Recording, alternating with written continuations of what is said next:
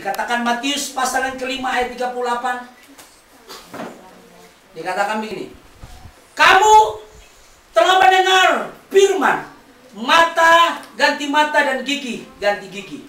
Tetapi aku berkata kepadamu ini, firman menjadi daging. Firman menjadi daging di dalam Yesus Kristus. Firman menjadi daging dalam tubuh mempelai saya dan saudara. Berkata begini. Tetapi aku berkata kepadamu, janganlah kamu melawan orang yang apa berbuat jahat kepadamu. Melainkan siapapun yang menampar pipimu, menampar pipi kananmu, berikan juga kepadanya pipi kirimu. Tadi sudah dikasih contoh kan? Dipukulnya. Masih belum puas, hantam lagi. Ya? Nah, dia tidak tahu bahwa sebentar lagi kalau dia nggak bertobat bahaya. Ngerti? Oh. Lanjut. Dan kepada orang yang hendak mengadukan engkau karena mengingini bajumu, serahkanlah juga jubahmu. Serahkan juga jubahmu. Dan siapapun yang memaksa engkau berjalan sejauh 1 mil, berjalanlah bersama dia sejauh 2 mil. Aku tantang kamu. Kamu bilang 1 mil kan? Aku tantang kamu 2 mil. Ayo kita jalan. 1 mil sama dengan berapa kilo, Pak? 3,5. 3,5 berarti kurang lebih 7 kilo. Oh, saya sudah berjalan itu dari sejak saya masih seusia ado ini. Lebih dari 40 kilo jalan kaki pulang pergi. Kalau tahu dari Ema, negeri Ema ke Batu Meja tuh saya nggak tahu tuh. Yang jelas lebih dari 30 kilo jalan kaki. Biasa saja. Nah, kalau ada yang mau tantang saya jalan kaki 30 kilo, baik 60 kilo aku tantang kamu. Kan 2 kali lipat aja kan. Aku tantang. Karena memang saya terlahir seperti itu. Saya sudah terlahir berjalan seperti itu. Ayo. Nggak percaya? Saudara ke Ambon dan saya buktikan sama Anda. Oh, bukan pakai sepeda motor kawan. Sepeda motor bensin habis kau. Nah, saya hanya pakai bahan bakar iman. Jalan. Berjalan tidak berjadinya 1,5 kilo. 1,5 kilo berarti 3 kilo. Enteng aja kan? Enteng. Berarti Tuhan memberikan tidak melebihi kapasitas kekuatan kita. Selalu sama. Lanjut kita baca ayat ini. Kamu telah mendengar firman, kasihilah sesama manusia dan bencilah musuhmu. Nah, tetapi aku berkata kepadamu, kasihilah musuhmu dan berdoalah bagi mereka yang menganiaya kamu. Lalu ayat yang ke-45 inilah puncak Shekinah Glory. Karena dengan demikian kamu menjadi anak-anak Bapamu yang di surga, yang menerbitkan matahari bagi orang-orang jahat dan orang-orang baik, dan menurunkan hujan bagi orang-orang benar dan orang-orang tidak benar. Itu kehidupan Shekinah Glory. Dia tetap terus berbuat baik bagi yang berbuat baik. Dia terus berbuat jahat bagi yang berbuat jahat baginya.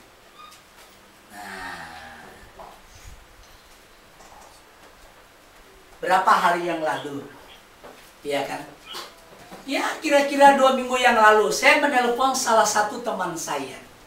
Saya tidak perlu sebutin namanya, nggak perlu, dan saudara tidak perlu cari tahu siapa orangnya.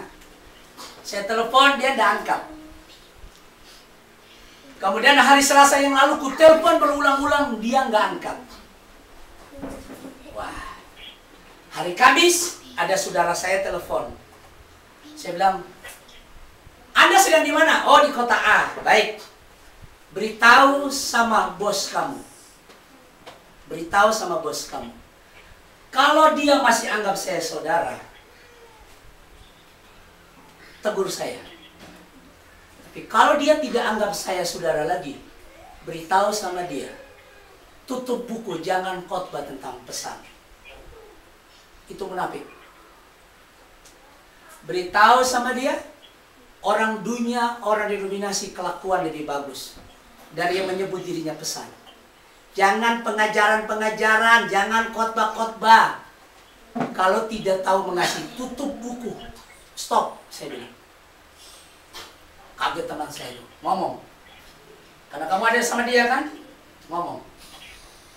Ketika ngomong, saudara, udah lama orang itu telepon saya balik. Maaf Pak Tony, maaf. Sudah aku maafkan kamu 2 minggu yang lalu. Maaf Pak Tony, handphoneku rusak. Kan kamu banyak uang, belilah handphone baru. Dengar semua yang saya ucapkan tadi, dengar.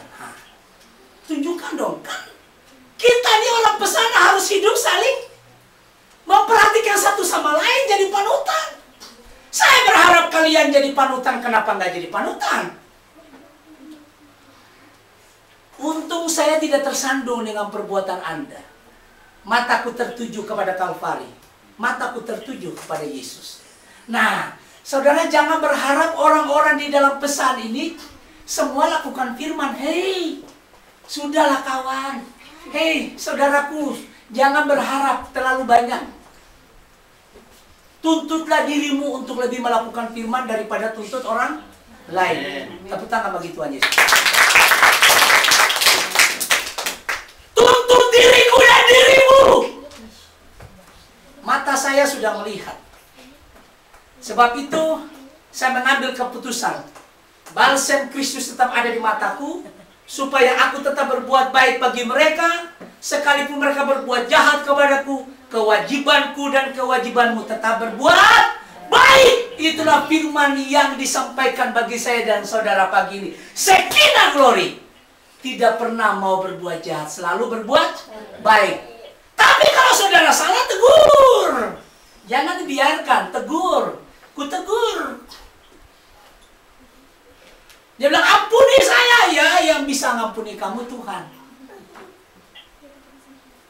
Kalau ada yang harus kuampuni, kuampuni juga, aku bilang. Lalu ku kutip satu ayat begini. Bukankah firman berkata kalau saudaramu melakukan salah 70 kali 70 kali dalam sehari, gua tetap mengampuni. Aku tetap mengampuni. Artinya apa? Tidak ada kesempatan untuk kita berpikir jahat. Tidak ada kesempatan untuk kita bertingkah laku jahat. Itulah Shekinah Glory, saudara. Berdoa bagi yang membenci kamu. Berdoa bagi yang mencaci maki kamu. Supaya kita menjadi matahari. Apa maksudnya matahari menjadi terang? Supaya kita menjadi hujan, memberi kehidupan. Itulah hidup saya dan saudara, harus seperti itu. Kehidupan Shekinah Glory. Ada damai. Jemaat di seluruh Yuda, Galilea dan Samaria berada dalam keadaan damai. Tidak ada lagi yang iri, damai. Karena kehidupan Shekinah Glory menguasai mereka. Nah, ini harus ada, tetap ada. Bukan untuk beberapa saat, tapi untuk selama-lamanya. Lakukan itu. Karena inilah kehendak Allah bagi saya dan saudara. Inilah yang Tuhan mau bagi saya dan saudara. Karena Shekinah Glory selalu menyingkirkan yang jahat. Shekinah Glory selalu mendatangkan yang baik dan menciptakan damai di lingkungan. Pertama lingkungan kita dulu. Dalam rumah tangga kita. Setelah itu di lingkungan tempat kita bekerja. Dan kalau ada orang yang aneh-aneh di lingkungan kita bekerja, oh sudahlah. Sudah. Tenang saja. Akan keluar firman pedang bermata dua dari mulut saya dan saudara. Dan menjatuhkan hukuman bagi mereka. Ya. Kita tenang saja. Saudara, dalam jemaat, dalam kehidupan berjemaat, pasti ada yang namanya sedikit-sedikit, ya kasaleo itu nggak apa-apa. Supaya mau tahu orang ini sudah sempurna atau belum. Ketika ada sedikit kekeliruan, itu berarti orang itu belum sempurna. Maka kita datang perbaiki saraf-saraf yang salah. Supaya dia tidak lagi keliru. Bukankah saya dan saudara menuju ke situ? Nah, jangan langsung, lihat, saya mau kasih tunjuk satu ayat sama saudara. Di Lukas pasal 15. Lukas pasal 15. Ya. Mengapa seseorang mengalami keadaan tidak baik? Lukas pasal 15. Ayat yang ke-11 sampai dengan 20. Lukas pasal 11. Lukas 15 ayat 11 sampai dengan 20. Iya kan? Mengapa seseorang mengalami keadaan yang buruk? Karena dia tidak taat pada firman, atau karena dia keluar dari kehendak Tuhan? Nah, kita baca. Saya baca bagi saudara. Yesus berkata lagi, ada seorang mempunyai 2 anak laki-laki. Kata yang bungsu kepada ayahnya, "Bapa, berikanlah kepadaku bagian harta milik kita yang menjadi hakku." Lalu ayahnya membagi-bagikan harta kekayaan itu di antara mereka. Diberikan kepada mereka berdua masing-masing hak mereka, warisan mereka. Beberapa hari kemudian anak bungsu itu menjual seluruh bagiannya itu, lalu pergi ke negeri yang jauh. Di sana ia memboroskan harta miliknya itu dengan hidup berfoya-foya. Setelah dihabiskannya semuanya timbullah bencana kelaparan di dalam negeri itu, dan ia pun mulai melarat. Dan ia pergi dan bekerja pada seorang majikan di negeri itu. Orang itu menyuruhnya ke ladang untuk menjaga babinya.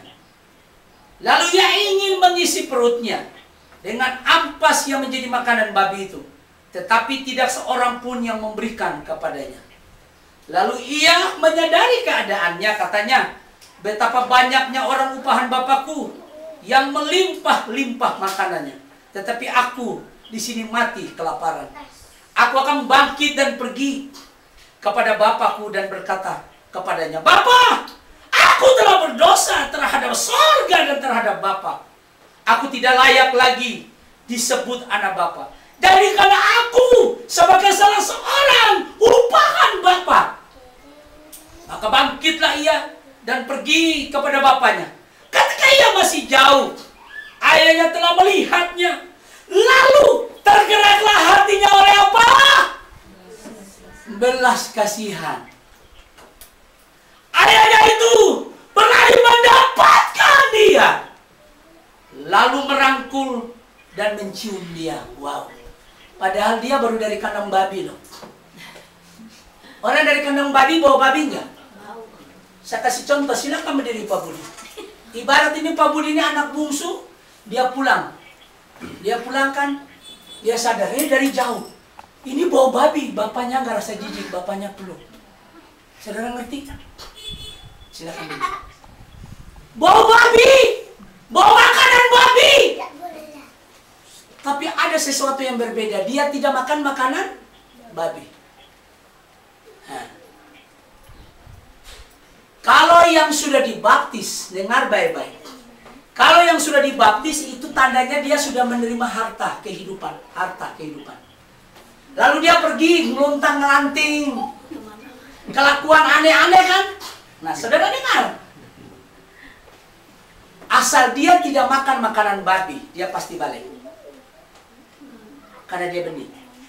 Babi tidak akan pernah menyentuh makanan babi. Anak ini dia minta makan, tapi tidak ada yang kasih karena dia benih. Cuma dia datang bawa babi. Dia datang bawa babi, bawa kandang babi, tapi makanan babi dia nggak sentuh. Mengapa bapaknya rangkul dia? Karena dia masih anaknya. Bukan lagi babi, anaknya. Kalau dia makan babi, makan makanan babi, nanti hidupnya kayak babi. Loh, saudara lihat, kalau dia makan makanan babi, maka dia pasti jadi kayak babi. Saya dan saudara makan firman, maka jadilah kayak firman. Makanan saudara menentukan siapa saudara. Karena anak yang bungsu ini adalah benih firman. Makanan babi nggak boleh dia makan, nanti dia jadi babi. Itu yang namanya penyimpangan. Itu yang namanya penyilangan. Firman yang sudah dicampur baur, itu adalah makanan babi. Tapi anak ini dia minta makan makanan babi. Nggak ada yang mau kasih. Dia ingat, di rumah bapakku banyak makanan. Dia sadar, biar aku orang upahan. Saudara, kita pun harus perlakukannya demikian. Bagi yang datang nanti ke sini, kita rangkul dia, kita peluk dia, kita berikan dia jubah maha indah. Apa itu jubah maha indah? Kasih sayang. Itu jubah maha indah, kasih sayang. Kita bikin pesta bagi dia. Masak makanan yang enak-enak, kita makan bareng-bareng. Pesta. Karena saudara kita yang hilang telah ditemukan kembali. Gereja pesan harus seperti itu. Gereja mempelai harus seperti itu. Karena itu karakter mempelai pria yang diwujudkan dalam mempelai wanita. Yaitu saya dan saudara. Saya teringat beberapa bulan yang lalu, ketika saudara kita datang di rumah Pak Budi ibadah, kita sambut dia dengan baik, dengan ramah, kan? Betul enggak? Tapi dia pergi lagi. Ya sudah. Kita sudah tunjukkan keramahan kita, kelembutan kita. Kita sapa, wah, kita ibadah dengan enjoy. Tapi dia memilih pergi lagi, masa kita memaksa? Ketika dia sadar bahwa di rumah bapaknya banyak makanan yang enak-enak dan makannya gratis, dia akan balik. Dia akan balik. Seperti anak bungsu ini. Dia balik. Dia berpikir, aduh, di rumah bapakku banyak makanan. Bukan sedikit, banyak. Arti kata banyak berarti melimpah. Sudahlah, aku sudah berdosa. Dia sudah punya niat. Aku akan berkata kepada Bapak, Bapak, aku tidak disebut lagi anak Bapak. Bukankah saya dan saudara demikian? Tidak layak lagi disebut anak Tuhan, kan? Tapi Tuhan menempatkan saya dan saudara sebagai anak. Tuhan menempatkanku dan menempatkanmu sebagai anak yang punya hak menerima warisan. Karena kita saudara daging dengan Yesus Kristus yang berhak menerima warisan. Itu. Jadi kalau ada gereja mempelai yang masih menutup tangan terhadap saudara-saudara yang menderita, apalagi mereka satu komunitas tempat ibadah, jangan bicara kasih. Jangan lagi khotbah firman, lebih baik dia duduk saja diam. Koreksi diri dulu, ada yang salah itu. Ada yang keliru itu, saudara. Ada yang keliru. Kita harus kembali ke firman. Kita lanjut, kita baca ayat 21. Kata anak itu kepadanya, Bapa, aku telah berdosa terhadap sorga dan terhadap Bapa. Aku tidak layak lagi disebut anak Bapa. Tetapi ayah itu berkata kepada hamba-hambanya, lihat, bapaknya ini tahu, anakku ini, kamu anakku, ini diriku, tahu? Ini diriku. Dia sudah bilang, Bapak, aku nggak mau lagi jadi anak Bapak. Aku udah berdosa. Tapi lihat. Bapaknya ini punya, anak ini tidak tahu bahwa ada reaksi bapaknya ini 100 kali lipat jauh lebih luar biasa dari keinginannya. Lihat apa keinginan bapaknya. Dikatakan ini, tetapi ayah itu berkata kepada hamba-hambanya, lekaslah, bawa kemari jubah yang apa? Yang terbaik. Saudara tahu apa itu jubah terbaik? Pakaian kemuliaannya. Siapa jubah terbaik? Yesus Kristus. Senjata kebenaran bagi saya dan saudara. Kenakanlah Tuhan Yesus Kristus sebagai perlengkapan terang. Kita lihat ayatnya sebentar dulu, Roma 13. Ayat yang ke-14. Tetapi kenakanlah Tuhan Yesus Kristus sebagai perlengkapan senjata terang. Dan janganlah merawat tubuhmu untuk memuaskan keinginannya. Ketika saya dan saudara mengenakan Tuhan Yesus Kristus yang adalah jubah kebenaran, perlengkapan senjata terang. Bapaknya memberikan jubah yang maha indah, jubah yang terbaik, kain lenan halus yang putih, perbuatan-perbuatan yang kudus, perbuatan-perbuatan yang benar dikenakan kepadanya. Maksudnya apa? Memberikan konsumsi makanan yang murni, memberikan konsumsi firman yang benar. Bukan lagi yang hasil dari penyilangan atau teologi, tapi firman yang murni dan benar. Lanjut, gak sampai di situ saudara. Sikap bapaknya luar biasa. Sudah makan, sudah pakaian dia berikan. Ada lagi, ada. Berikan yang terbaik. Pakaikan itu kepadanya. Dan kenakanlah cincin pada jarinya. Dan sepatu pada kakinya. Saudara tahu apa cincin pada jarinya? Itu tanda kepemilikan, materai. Pada zaman dulu, kalau raja-raja mau mengesahkan sesuatu, maka mereka pakai cincin materai. Apa itu cincin materai? Roh Kudus diberikannya kehidupan oleh roh kepada anak ini.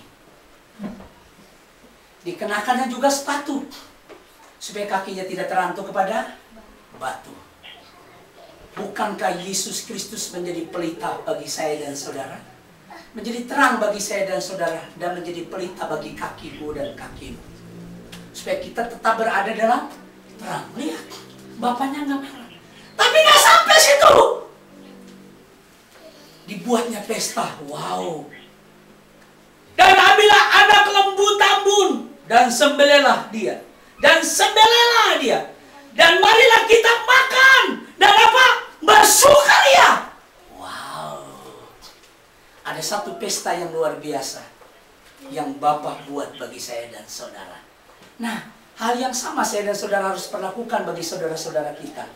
Ketika nanti mereka datang. Banyak kan yang sudah pergi lagi foya-foya kan, lagi jajan-jajan, ya berfoya-foya. Tapi lihat, satu saat mereka akan datang. Kalau mereka sadar mereka adalah milik Tuhan, mereka pasti datang. Pasti datang. Nah, maka mulai hari ini siapkan hatimu. Jangan datang kemudian kau putar muka, maka kau iblis. Kalau mereka datang, Anda putar muka, Anda iblis. Tapi kalau mereka datang, Anda beri senyum yang bagus, kamu siap merangkul mereka, maka Anda adalah Kristus. Wow. Ngerti? Tangkap sesuatu? Iya. Ini yang namanya kehidupan Shekinah Glory. Sudah 4 session sampai hari ini saya dan saudara dengar tentang Shekinah Glory. Berarti adalah kehendak Tuhan bagi saya dan saudara. Di Samarinda, di Pekanbaru, keluarga Palagu. Kemudian di Rangan Luar, keluarga Bapak Panjaitan. Kemudian di Malaysia ada 2 ipar saya di sana. Di Ambon sana ada 3 kepala keluarga. Tuhan mau saya dan saudara sepenuhnya Shekinah Glory. Selalu mendatangkan kehidupan, mendatangkan damai, mendatangkan yang terbaik, melakukan yang baik, bukan yang sebaliknya. Amin. Firman Tuhan, mari kita beri tepuk tangan bagi Raja kita, Yesus Kristus.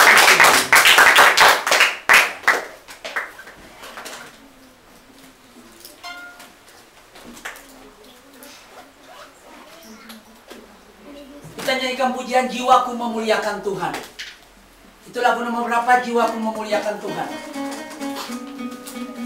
Hatiku bergembira karena Dia. Nomor 23. Ya, stand up, bangkit berdiri, jemaat Tuhan. Baik dia di Pekanbaru, Rangan Luar, Ambon, Malaysia. Hatiku bergembira karena Allah. Dia tuntun aku ke jalan yang benar. Kasih setia dan tak berkesudahan. Rahmatnya selalu baru setiap hari. Katakan jiwaku memuliakan Tuhan. Jiwaku memuliakan Tuhan. Hatiku bergembira karena Dia tuntun aku ke jalan yang benar. Kasih setia dan tak berkesudahan. Rahmatnya selalu baru setiap hari. Katakan haleluya. Haleluya. Yesus adalah bagian hidupku. Haleluya.